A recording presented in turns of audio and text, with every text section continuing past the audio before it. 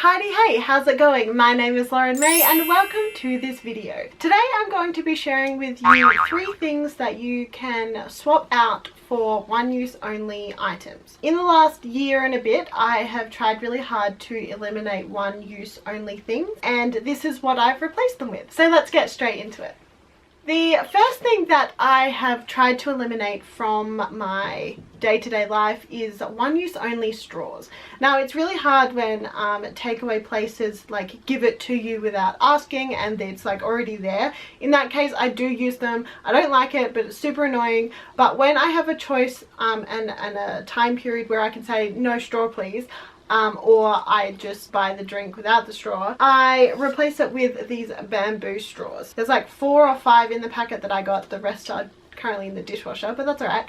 I got them from Kmart, which is super random. Didn't know they sold them, but super cool. They're $2 for a pack of 4. And what surprised me was that they came in a cardboard packaging. So the whole, purchase is environmentally friendly, which is great. Because I hate it when like you go to buy something that's like environmentally friendly and then the packaging is like all plastic and it's like super annoying. So I really love that Kmart at the moment are selling these as well as metal straws in cardboard packaging. So I definitely recommend that. You can get them from a billion other places as well, but that's where I got mine. I just keep them in a container in my purse and then I just have straws around wherever we go. The next major one-use only item that I eliminated from my life in the last year and a bit is wrapping paper. It totally baffles me just in general that there's items that we use, that we buy basically to be thrown in the bin, and wrapping paper is one of them. The whole purpose of wrapping paper is you wrap up a present and then it gets thrown in the bin. Like,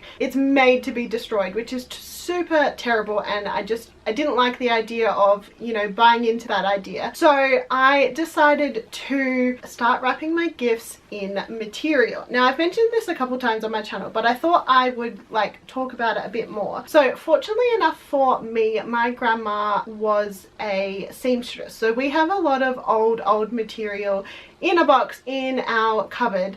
So I've been able to raid that and not be able to purchase extra, brand new material. But I also have found that lots and lots of op shops, if you go looking for them, have like a section in the Manchester and like knick-knack section of their stores where they have just old material. You could also use at an op shop like old sheets and like bed linen and stuff as well, just like cut that up. But I really enjoyed being able to experiment with how I can wrap up presents with different materials. So this is one of them, this is another one, this is another one, and I have a couple of more other materials as well. And when I first introduced this idea to the people in my life, in their Christmas card or birthday card, I gave a little explanation about what I was doing and what they could use the material for later. They could wrap their presents with it, so it's like an ongoing cycle of like not using paper, or they could make bags or drawstring bags or bandanas, or like just reuse the material in any way they can. And I really love that idea. I have been re-gifted the wrapping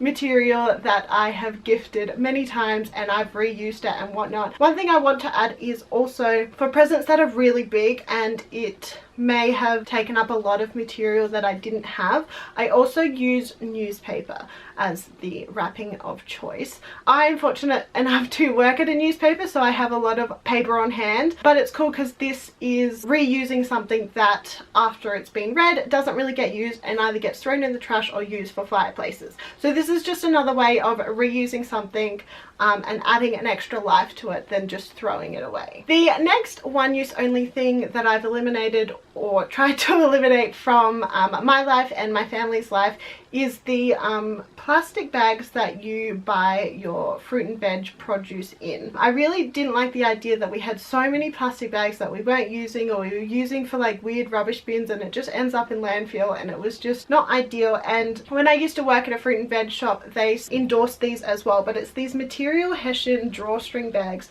that you can put your produce in when you go buy it. They're very light lightweight, so it doesn't add the extra weight onto the fruit by weight purchase. And yeah, they come in all sorts of shapes and sizes. I have like a pack of 8 and there's like 3 different sizes. I gave one to my mum for Christmas and she had like 4 different sizes in there as well. So they're very cool things. And like, even if, so like I'm still living at home, so like we do the grocery shopping as a whole, these I can use for other things that would normally use a plastic bag for. So maybe like dirty laundry in when you're traveling or like stuff like that. Instead of like a plastic bag, you can use one of these. So the last thing that I have pretty much eliminated from my life completely is disposable sanitary items. Now this might sound super gross, but I actually think it's a great idea. So I've taken out using only like one use only pads and tampons. So I found a Australian brand called Modi Bodhi, and there's also Thinks as well. There's lots of different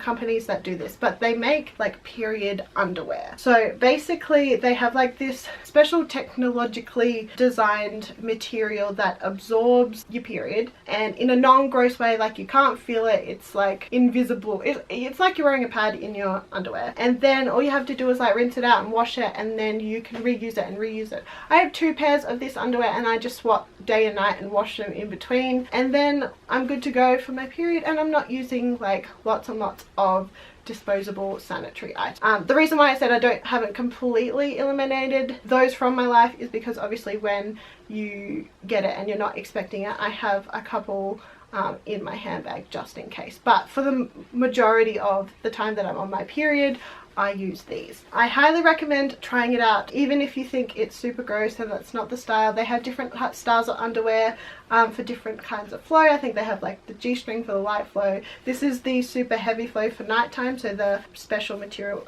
like absorbent material, goes all the way up so that no matter what way you're lying, it absorbs it.